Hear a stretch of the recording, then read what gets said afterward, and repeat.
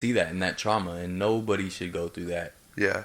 And the fact that it's happening at such a large scale to black people is sad. It's tragic at this point. And just as a white person, I'm doing my best to just realize it and help. Like, I just want people to know that not all of us are like that. Yeah. And I'm working hard to find ways to show that and just be a good person to everybody, except that white privilege is a thing. Yep. You know what I mean? You don't. White people do get killed by cops, a lot of them, but most of them are on meth or something, or going crazy. But I mean, you don't see a cop just start firing into a car because a white guy says, like he's legally supposed to, that he has a registered gun. Yeah. Oh, don't grab it! Don't grab it! Yeah, and he's saying, "I'm not grabbing it. Yeah, I'm not grabbing it." He has no charges. And that cop was such a coward. Yeah. To just instantly start firing. Yeah. Like, I don't understand the rationale to think that Philando would start shooting out the window past his girlfriend with the daughter there. Yeah. Like, you're that scared that guy's gonna do that? Yeah. Like, don't be a cop if you can't handle the pressure. Yeah, and if that was his agenda, I seriously doubt him saying he has a weapon wouldn't be the first thing that he said. Yeah, and legally he was supposed to. Yeah. He did everything by the book. Yeah. And he got killed. Yeah. And that goes back decades of people being basically taught that black people are dangerous. They're scary. Yeah. Like that was a whole, I mean, I'd love to get further into this, my whole history lesson, but it was a real thing that rich white people convinced poor white people, oh, it's okay that you're poor because at least you're better than black people. Yeah. And that's the whole thing. That's been their whole game plan for years. A way to divide, because if you really think about it, poor white people, rural white people, the ones most people consider the most racist, the most illiterate, the most unintelligent, all those people, they should understand the black struggle more than anyone. Mm-hmm. Like, they're poor also. You don't have opportunities either. Yeah. But I mean, it was a whole game plan. They said, well, yeah, you're not rich like us, but you're still better than the black people. Yeah. And these people feel entitled just because they're white Americans. And that's an education problem. It's like there's so many problems caused, and a lot of times we just try to fix the symptoms instead of the underlying cause. And I think number one should be education and experience. And I think education's the answer to everything, to be honest with you. Yeah, definitely. To 90% of the world's issues right now. Exactly, because that helps solve everything. Yeah. And just experience and just meeting other people, seeing other people, traveling, talking to these people. You could take the most racist white guy ever. You put him in a room with a black guy. Eventually, they'll probably get along. Yeah. And then maybe you'd see, because if you grow up with other races, you see they're not much different. They just have little cultural differences, and that's it. Yeah. We're still, At the end of the day, we have the same organs. Yeah, it's we all the same thing. Color. It's like the fact that people still think in 2017 that it matters is ridiculous. And black people, unfortunately, in this country are looked at like they're automatically assumed to be more dangerous. Yeah. That's what people have been taught. Mm-hmm. So that's why people like that cop react the way that they do. Is because of how, they were raised. Yeah, he automatically thought that this guy, maybe because he had braids or whatever, was just going to start firing out of a car with his young dad. Like, come on, man. Don't be a cop if you can't take that pressure. Yeah. But Trevor Noah's spot on that was great. Mm-hmm. If you haven't seen that, Trevor Noah of The Daily Show, he had 2 segments talking about it, and it was really cool to see his perspective as a South African black man, where they had obviously similar situation in South Africa, but some differences. As we had the separate but equal, but the apartheid there was very, very blatant, and then in the U.S. it was basically they tried to make it more subliminal. Yeah. With the school district lines, and basically, I mean, in this country, in most countries, black people haven't had the opportunities whatsoever, education-wise, anything. So even if you thought, oh, black people are criminals, that's because they had nothing else. They had no education. They had no opportunities. No nothing. Of course, just like poor white people, there is going to be more criminals in that situation. Like, that's just common sense. And the fact that people don't get that, they think that it's inherent in some way. Uh-huh. Like, this cop just thought, what, Philando's just going to start firing at him just because, oh, he's a black guy. He says he has a gun. Why? If he was going to start shooting at him, why would he announce that he has a gun? Yeah, exactly. Like, there's so many issues with this story. It's insane to me.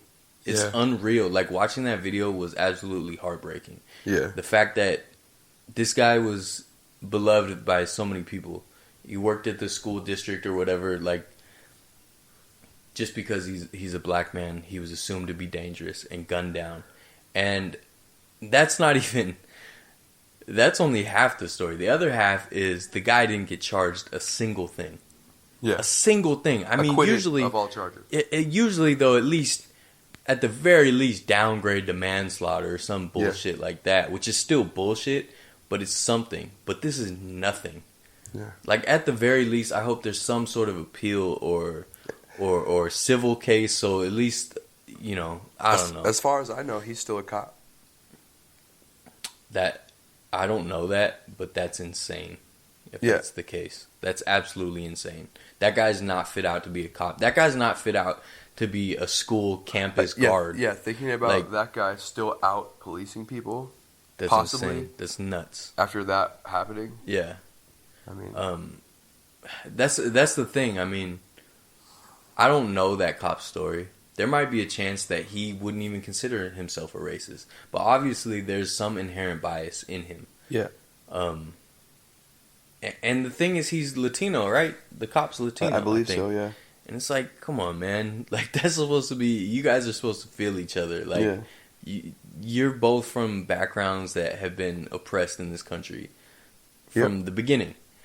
It's just absolutely nuts. I definitely want this podcast to be more funny, but it's just... I couldn't not say anything because it's really actually been weighing heavy on my mind. I mean, that's one of the stories that will stick with you.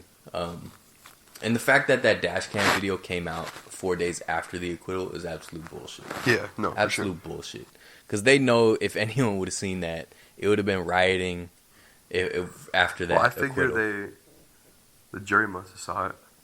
Yeah, I'm sure the jury saw it, but I'm saying the public would have rioted if that video was public and then the acquittal. Yeah, no, they would have been rioting. Yeah, for sure.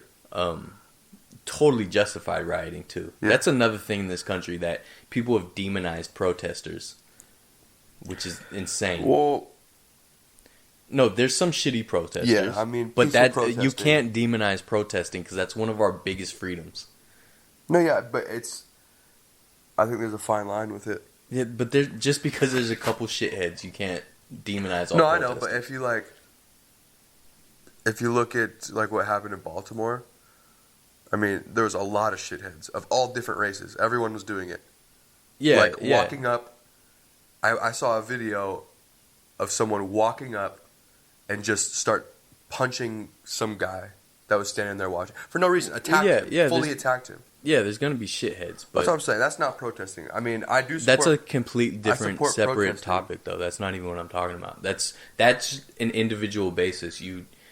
Those shitheads are shitheads, but protesting in general, most of it, 99% of it is peaceful protest, and it's done a lot. Uh-huh. It's the fact that, I mean, Martin Luther King, the reason he was as successful as he was to basically guide things a certain way. Of course, there's so much more work to do after him, so I'm not saying he fixed everything. But I'm saying before him, white America, middle America, they didn't even know that a lot of this stuff was going on. And Martin Luther King basically, with his protest, publicized it. and brought it to every TV in America where they saw the youths being sprayed with fire hoses and the dogs attacking them for no other reason that they showed up. Yeah. They showed up at a diner they're not supposed to be at just because of their skin color. Yeah. And the fact that, like, protests, it's basically saying protests are very important. Yeah. And just because a couple of shitheads. And the thing is, if you have protests from people that have been oppressed for hundreds of years, there's gonna be some people that don't know how to act. You just have to deal with that. You got to take those lumps. You got to deal with that. The fact is that there should be protests. There should be peaceful protests, and there's been good ones. The Women's March and things like that. So hopefully, it just gets people involved, man. Because like we have a niece, and I want her to grow up safe, strong, independent. Like educated. Yeah. I want her to be able to do anything she wants to do, and not have to deal with this. So, but anyway, that's a whole nother tangent as well. The bottom line is, if you're a coward, don't be a cop. If you're a racist, don't be a cop. Philando Castile is one of the harder stories for me to watch. Yeah, it's tough. Because he did, the fact that they try to like demonize him too with like, oh, you smoking weed, like.